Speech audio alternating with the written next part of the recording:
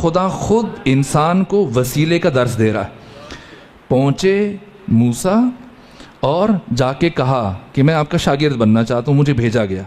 اس بزرگ نے کیا کہا کہ بناؤں گا، ایک شرط ہے، آپ کو تحمل رکھنا پڑے گا، صبر کرنا پڑے گا۔ کہ ٹھیک ہے انشاءاللہ صابرین میں سے پائیں گے۔ اب چلے تو کیا ہوا آپ خود پڑھ لیجیے۔ 3 کام ہوئے، کشتی میں سوراخ ہوا تو موسیٰ چیخ پڑے، یہ کیا کیا آپ نے؟ غریب آدمی کا وسیلہ روزگار خراب کر دیا۔ کہ میں نے نہیں کہا تھا۔ کہا اچھا معاف کر دیجیے۔ آگے گئے تو انطاکیہ سے جب گزر ہوا قصبے سے، تو ان لوگوں نے کھانا نہیں دیا۔ پہلے سے بھوکے آ رہے تھے، سوچا گاؤں آ رہا ہے یہاں سے کھانا کھائیں گے، انہوں نے بھی کچھ نہیں دیا، بھوکے اور سفر کر رہے ہیں۔ باہر نکلے تو شہر سے باہر انطاکیہ سے، اب کریا تھا یا ایک بڑی آبادی تھی، تو وہاں پر ایک دیوار گری ہوئی تھی۔ کہا موسیٰ ذرا پتھر تو پکڑاؤ مجھے۔ وہ وزنی بڑے بڑے پتھر، موسیٰ بھوکے ہیں، کافی وقت گزر گیا، کھانا کچھ نہیں کھایا۔ تو اب غصہ آیا موسیٰ کو کہ یہ کیا بات ہوئی کہ انہوں نے کھانا نہیں دیا، آپ ان کی دیواریں مجھ سے تعمیر کروا رہے ہیں۔ کہ میں نے نہیں کہا تھا۔ کہ اچھا بس ایک موقع اور دیجیے۔ آگے گئے، بچے کھیل رہے تھے، انہی میں سے ایک کو پکڑ کر جناب خضر نے اپنی ولایت کے خصوصی اختیار، دیکھیے اولا بالتصرف اسی کو کہتے ہیں، ہمیں اختیار نہیں ہے کہ ہم اپنی انگلی کاٹیں، خود کو چھوٹا سا بھی نقصان پہنچائیں، اگر حکومت اسلامی ہے تو ہمیں سزا ملے گی، دیت ادا کرنا پڑے گی، جواب دیں۔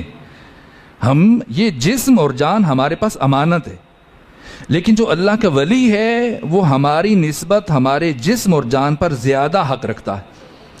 اب خضر کے پاس ولایت ہے، لیکن ولایت مطلقہ نہیں ہے، جزوی ولایت ہے۔ اس جزوی ولایت اور استحقاق کو استعمال کر کے بچے کو قتل کر دیا۔ جرم سے پہلے سمجھ لیں کہ ولی خدا کون ہوتا ہے۔ جب 2 افراد مولا متقیان کے پاس سے اٹھے کہ اچھا ٹھیک ہے اب ہم عمرے کے لیے جا رہے ہیں، تو کیا جواب دیا؟ جاؤ ان قریب میدان جنگ میں ملاقات ہوگی۔ اور ادھر خضر نے کیا دیکھا؟ یہ بچے کھیل رہے ہیں اور بچہ ہے، ابھی تو گناہ نہیں کیا، پکڑ کے قتل کیا۔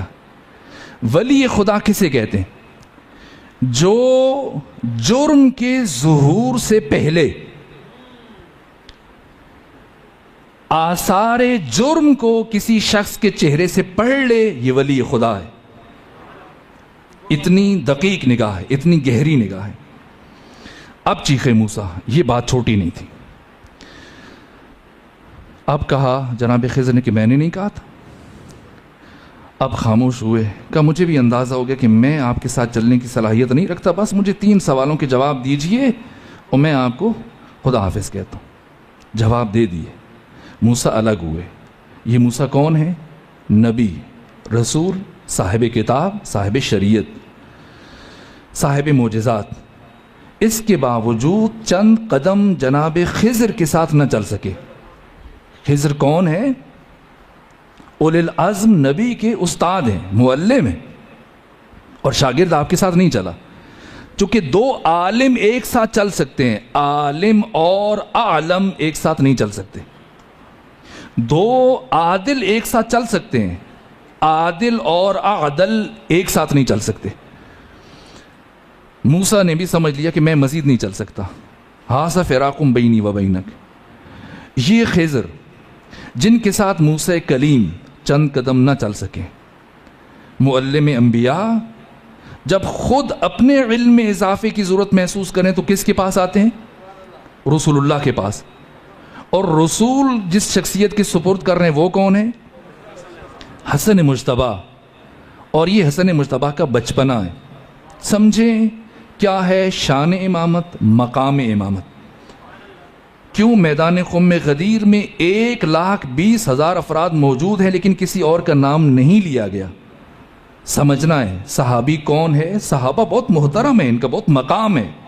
سید سجاد ان کے حق میں دعائے خیر فرما رہے ہیں، ان کے وجود سے دین کو استحکام ملا۔ لیکن مقام صحابیت کیا ہے اور مقام امامت کیا ہے؟ جو آنے والے کو نہ پہچان سکے اور اسے بعد میں پوچھنا پڑے کہ یہ آنے والا کون تھا، یہ صحابی۔ اور جو آنے والے کے ہر سوال کا بعین ہی رسول کی طرح سے جواب دے دے، یہ جانشین رسول حسن مجتبیٰ ہیں۔ یہ حسن مجتبیٰ، آپ کا علم، اب آپ کی عبادت، جتنی جس کی معرفت بلند ہے اتنا اس کا معیار عبادت بلند ہے۔ آپ کا زہد، آپ کی سخاوت، آپ کی دیگر صفات، دیکھیں وقت بہت تیزی سے گزر گیا اور اندازہ نہیں ہوا۔ سخاوت کتنی ہے کہ حضرت نے زندگی میں 2 مرتبہ گھر کا سارا مال خود گھر سے نکل گئے اور مدینے میں اعلان کروایا فقراء جو جی چاہتا ہے اٹھائیں۔ ایسا نہیں ہے کہ انسان پہلے سے کبھی کبھار وہ قیمتی چیزیں اٹھا کے بیٹوں کے گھر میں، بیٹیوں کے گھر میں ادھر ادھر رکھ دے اور پھر برتن اور جب چارپائیاں بچیں تو کہیں کہ یہ لے لیں راہ خدا میں دے دیا۔ نہ، ایسا نہیں ہے۔ فرزند رسول حسن مجتبیٰ نے خود نکلے گھر سے اور کہا کہ جاؤ جو جس کا جی چاہتا ہے اٹھا لو، 2 مرتبہ، اور 3 مرتبہ اپنے گھر کا آدھا مال اللہ کے راستے میں دیا۔ زندگی میں 1 مرتبہ بھی ایسا نہیں ہوا کہ سائل آئے اور خالی جائے، یہ نہیں ہوا۔ اور تیسری بات، اتنا عطا کیا زندگی میں، اگر کوئی سائل آیا تو اسے دوبارہ کسی کے پاس جا کر مانگنے کی ضرورت پیش نہیں آئی، جا کے اس نے مستقل اپنی زندگی شروع کر دی، اپنا کاروبار شروع کر دیا، پھر گدا نہیں رہا۔ اور زندگی میں 1 مرتبہ ایسا موقع آیا کہ فرزند رسول کی جیب میں کچھ نہیں تھا، سائل آیا تو حضرت نے فرمایا کہ تمہیں تو تمہاری حاجت سے مطلب ہے، میرے پاس کچھ نہیں ہے لیکن تو خالی نہیں جائے گا، لیکن تمہیں ایک کام کرنا پڑے گا۔ کیا کام؟ تاریخ الخلفاء میں جناب سیوطی نے ذکر کیا۔ کیا کام؟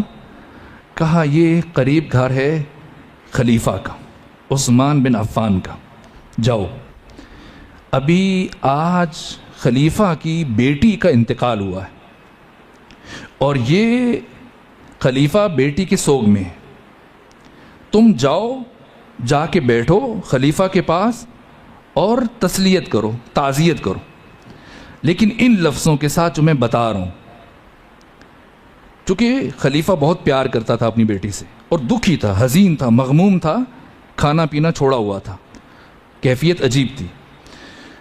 ایسا جیسے علی شریعتی جب قتل ہوئے تو ان کے استاد، ان کے والد بزرگوار نے، عالم تھے، لیکن ان کے سوگ میں، غم میں 3 دن تک کچھ نہیں کھایا اور بالکل خاموش ہو گئے۔ ڈاکٹروں نے یہ کہا کہ کچھ کھائیں، کچھ بولیں، ورنہ خطرہ ہے کہ مر جائیں گے۔ استاد علی صفائی حائری تعزیت کے لیے گئے، جا کر ایک آیت پڑھی قرآن کی۔ دیکھیں اگر آگے ظرف ہو تو مختصر کلام بھی اثر کر جاتا ہے، نہ ہو تو آپ پورا قرآن پڑھ کے آ جائیں، فرق نہیں پڑتا۔ اتنی سوگ میں ہیں، ایسی کیفیت میں ہیں، نہ کسی سے بات کر رہے ہیں، نہ کچھ کھا رہے ہیں، 3 دن گزر گئے۔ تو یہ گئے علی صفائی حائری، کہا کہ جناب یہ آیت ہے قرآن کی ایک، اِنَّ مَعَ الْعُسْرِ یسرا فَإِنَّ مَعَ الْعُسْرِ یسرا، کہ ذرا اس کا معنی تو بتا دیجیے، معنی بتا دیجیے۔ تو آپ معنی بتا دیجیے تاکہ پھر میں آپ کو ان کا معنی سنوں۔ کیا معنی ہے؟ یہ بزرگوار نے معنی کیا کہ تنگی کے بعد آسانی ہے، متفق ہیں ان کے معنی سے، ٹھیک کیا ہے؟ ہاں، انہوں نے بھی یہی معنی کیا، علی شریعتی کے والد نے، اِنَّ مَعَ الْعُسْرِ یُسْرًا، تنگی کے بعد آسانی۔ انہوں نے معنی کیا اور آپ سب نے بھی تائید کی اور انہوں نے بھی یہ معنی کیا۔ تو علی صفائی حائری نے جواب دیا کہ اس کا یہ معنی تو نہیں، اور میں تعجب کروں کہ آپ نے بھی یہ معنی کیوں کیا۔ علی مع الحق، کیا معنی؟ علی حق کے بعد ہے یا علی حق کے ساتھ؟ ساتھ ہے، مع کا معنی ساتھ ہے۔ دیکھیں ہمارے اندر ایسی چیزیں رچ بس گئی ہیں، مثلاً بہت ساری آیات کا جو کثرت سے استعمال ہوتی ہیں لیکن ترجمہ غلط کرتے ہیں۔ رب زدنی علما، پروردگار میرے علم میں اضافہ فرما۔ یہ کہاں اس کا معنی ہے؟ قطعی طور پر غلط ہے، یہ معنی نہیں ہے۔ اور بہت ساری آیات اور بہت ساری احادیث جن میں ہمارے ہاں چونکہ رواج بن چکا ہے، ہر ایک بھیڑ چال وہی اسی طرح سے معنی کر رہے ہیں۔ اسی طرح سے یہ آیت،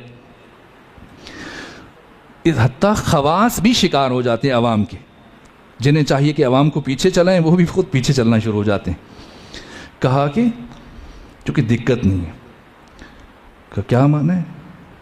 کہ ماں کا معنی بات تو نہیں ہے، ماں کا معنی ساتھ ہے۔ کیا مطلب؟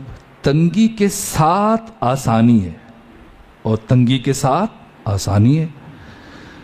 ان کو تھوڑا سا جھٹکا لگا،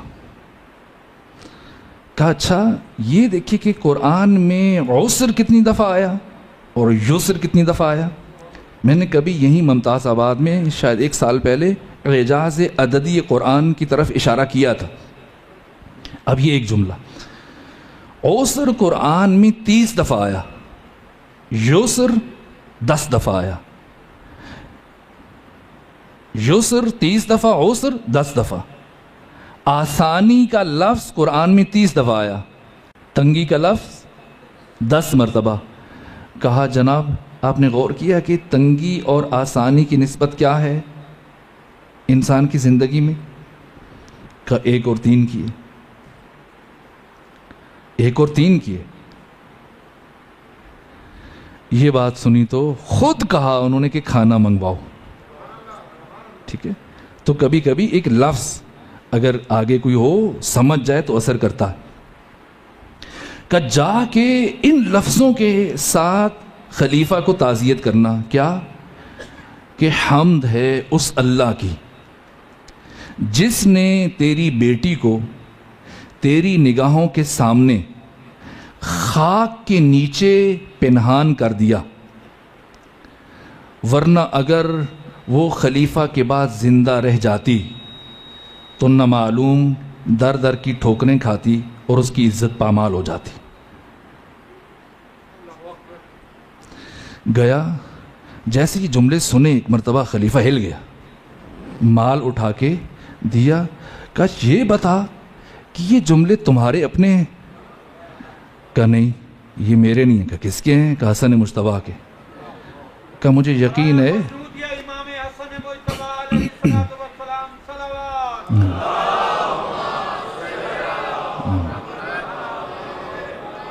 کہا مجھے یقین ہے کہ روئے زمین پر کوئی بھی علی کے بیٹے سے زیادہ فصیح و بلیغ نہیں ہے، اور کوئی دوسرا ایسا جملہ نہیں کہہ سکتا۔ حسن و حسین دونوں امام ہیں، خواہ حالت قیام میں ہوں خواہ حالت قعود میں ہوں، حالت جنگ میں ہوں تو بھی، بیٹھے ہوئے ہوں حالت سولو میں تو بھی۔